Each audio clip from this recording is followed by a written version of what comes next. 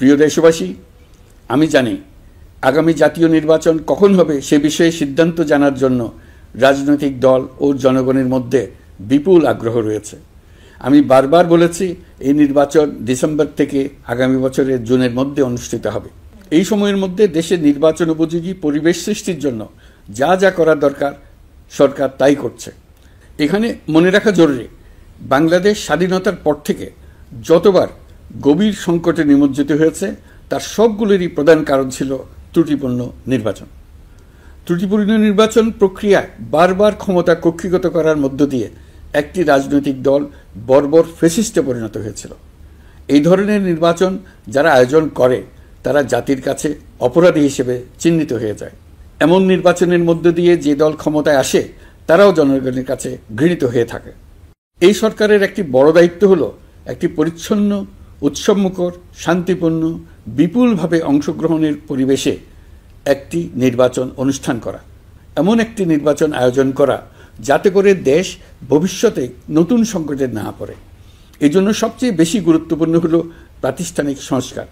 যেই প্রতিষ্ঠানগুলো নির্বাচনের সঙ্গে সরাসরি জড়িত সেগুলোতে যদি সুশাসন নিশ্চিত করা না যায় তাহলে ছাত্র জনতার সকল আত্মত্যাগ বিফলে যাবে।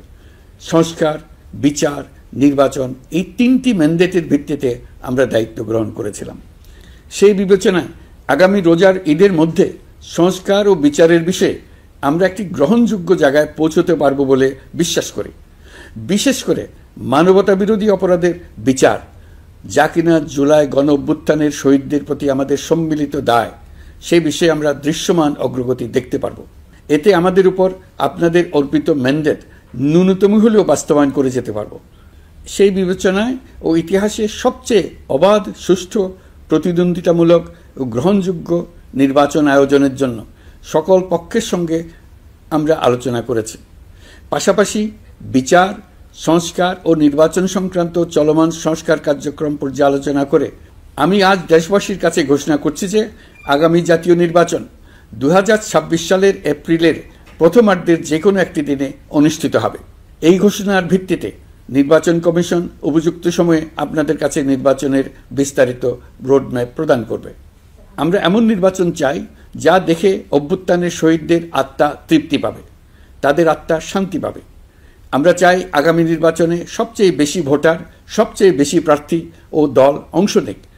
এটা সবচেয়ে অবাধ, সুষ্ঠু ও নিরপেক্ষ নির্বাচন হিসেবে জাতির কাছে স্মরণীয় হয়ে থাকুক। 1.5 যুগ পরে দেশে সত্যিকারের একটি জনপ্রতিনিধিত্বশীল সংসদ গঠিত হবে। বিপুল তরুণ গোষ্ঠী এবার জীবনে প্রথম ভোট দেওয়ার সুযোগ পাবে। এসব লক্ষ্যে প্রয়োজনীয় সকল পদক্ষেপ নেওয়ার জন্য আমরা জাতির কাছে অঙ্গীকারবদ্ধ।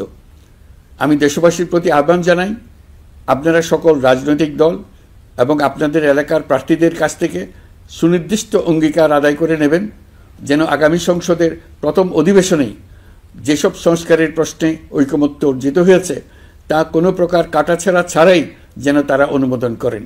আপনারা ওয়াদা আদায় করে নেবেন যে তারা বাংলাদেশের স্বাধীনতা, সার্বভৌমত্ব, আঞ্চলিক অখণ্ডতা এবং জাতীয় মর্যাদার প্রশ্নে কখনো কোনো প্রকার আপোষ করবেন না এবং দেশের বাইরের কোনো শক্তির কাছে দেশের স্বার্থ বিকিয়ে দেবেন না।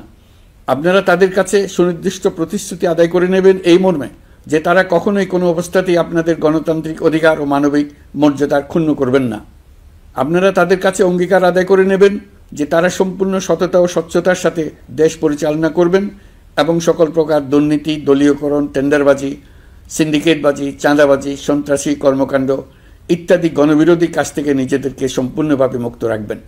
আমি আপনাদের আবারও স্মরণ করিয়ে দিতে চাই যে এবারের নির্বাচন শুধু শান্তিপূর্ণ নির্বাচন করার বিষয় নয়, এটা ছাত্র জনতার অভ্যুত্থানের আকাঙ্ক্ষা নতুন বাংলাদেশ গড়ার নির্বাচন।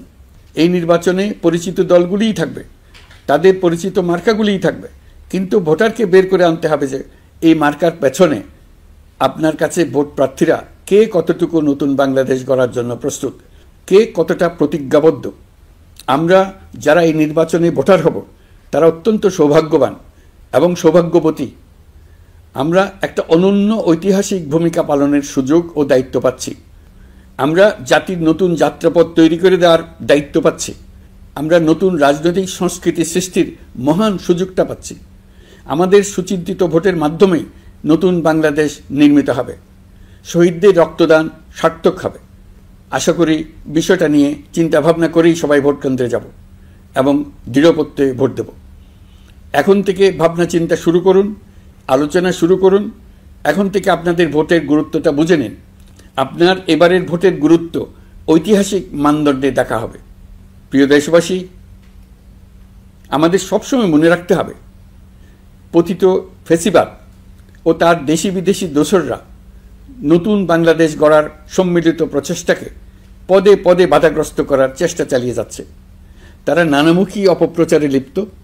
তারা সবসময় চাইবে জুলাই অভ্যুত্থানের মাধ্যমে তৈরি হওয়া জাতীয় ঐক্যের শক্তিকে পরাভূত করতে, গণতান্ত্রিক আকাঙ্ক্ষা বাস্তবায়নের প্রচেষ্টাকে লাইনচ্যুত করতে এবং বাংলাদেশকে পুনরায় করায়ত্ত করতে। আমি আগেও বলেছি, আজ আবারও বলছি, আমরা একটা যুদ্ধ অবস্থায় আছি। এখন আমাদের একতাবদ্ধ থাকতে হবে যে কোনো মূল্যে। পরাজিত শক্তি এবং তাদের সহযোগীরা ওত পেতে বসে আছে আমাদের ছোবল মারার জন্য, আমাদের অগ্রযাত্রাকে রুখে দেওয়ার জন্য। আমরা তাদের কিছুতেই এই সুযোগ দেব না।